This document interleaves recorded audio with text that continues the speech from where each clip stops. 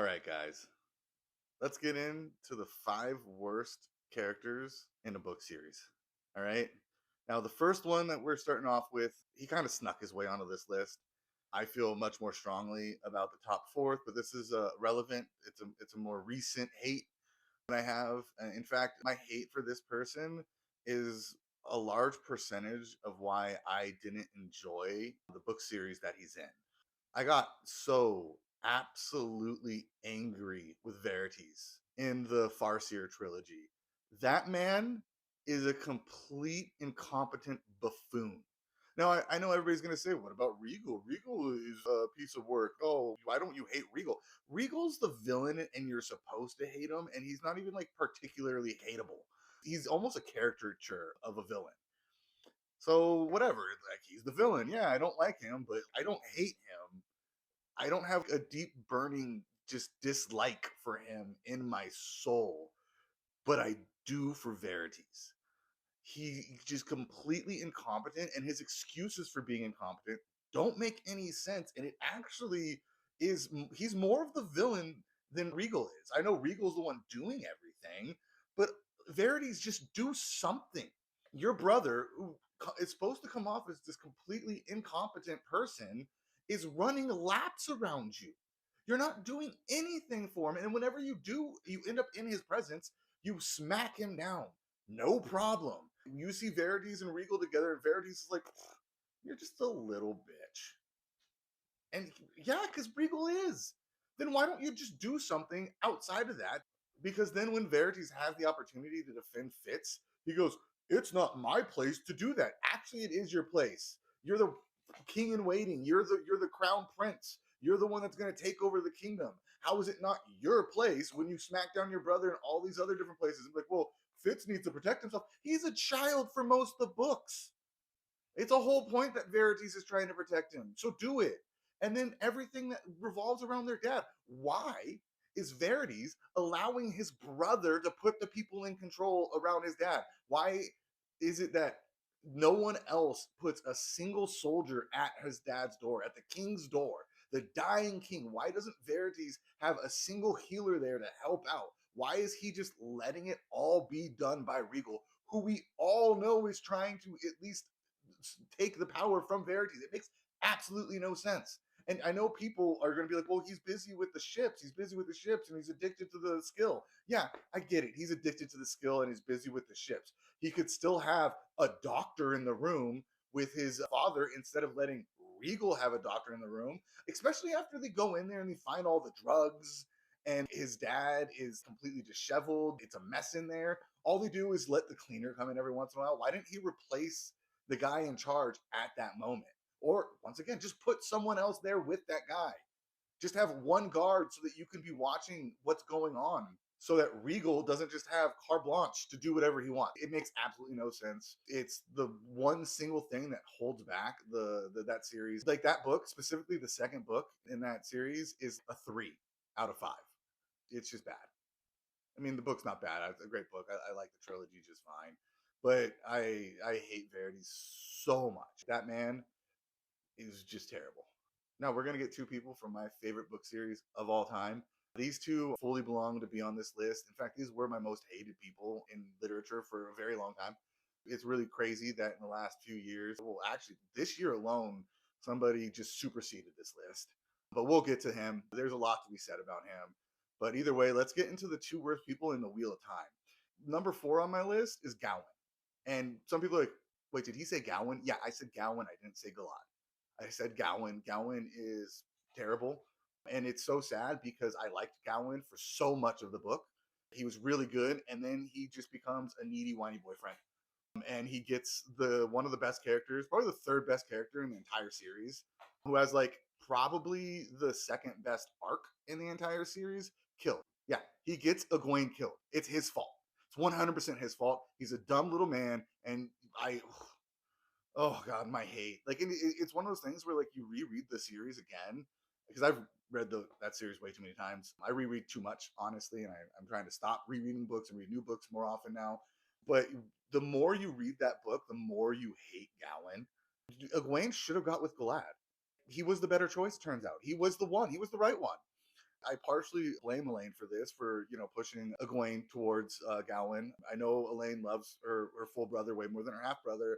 Well, your full brother is terrible, and he's whiny, and he needs to just get his shit together and not go off and die for no reason. Just throws his life away and gets Egwene killed. And to all the people that are like, "Oh yeah, I like Galad and Barrelane." You know what? I like Galad and Barrelane too, but they're not fleshed out. They're just kind of thrown together at the end because everybody had to be in a relationship in the end. And yeah, I thought it was kind of cute to see Barrelane, who's supposed to be the most attractive woman, and her looks have gotten her everywhere, just end up finding someone more beautiful than her. I found that really amusing, but once again, it's kind of just a throwaway. It's not actually important to the story at all. It's completely superfluous. It would have been way better if Galad was the warder he should have been. It would have been such a cool arc for him, and it would have fit so perfectly in his character, in Egwene's character, because he joined the White Cloaks, who hate the Taveran witches. Though he didn't hate the Taveran witches, he never did. And so, like, he constantly had a battle inside of himself between respecting his mother and the White Tower and his sister and all of this. And he had to balance it with how much he hated what they did and how he felt that they mistreated Egwene and Elaine. And so it would have been like a really good, arc at that point for him to get over that and grow from that. And it would have been really cool to see Egwene having to also grow as a person and seeing the absolute mess that Gowan is. I mean, she has to slap him around constantly because he just acts like an idiot. It would have been really good to see her come to love Galad over Gowan because Galad was the right choice. And so I hate you, Gowan. But no matter how much I hate Gowan, no matter how much he frustrates me on rereads, there's one person in the Wheel of Time that deserves all the hate in the world. She is probably the worst character in the entire series. Fail, I hate you. You're a terrible wife. People can have good, loving, great relationships where they don't have to constantly fight with their wife, and that their wife's the actual reason she's fighting with him is because he won't fight with her. Well, maybe be a rational human and an adult and grow up a little bit and come to the table and have like a decent conversation with the man. I mean, and it's funny because the start of the relationship, I liked that.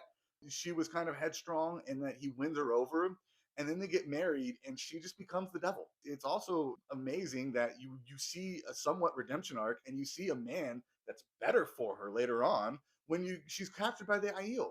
The Aiel that ends up wanting to marry her and take her back to the threefold land. That guy was fantastic for her because he was the strong man that she needed, that Perrin could never be.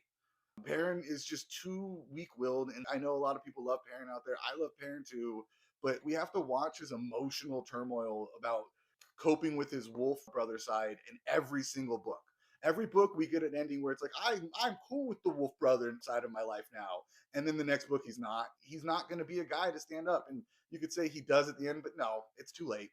All right, we've got too much baggage of Fail just completely being disrespectful and terrible to him. I mean, he handles Barrelane nearly perfect, and she tears him down for it. And it's like, oh, what you did was actually worse. No, he was just being a rational human. Who cares if they send all of these different people around and spread rumors? You know what you could do? You could be above it, Fail. You could stand by your man who's being faithful to you.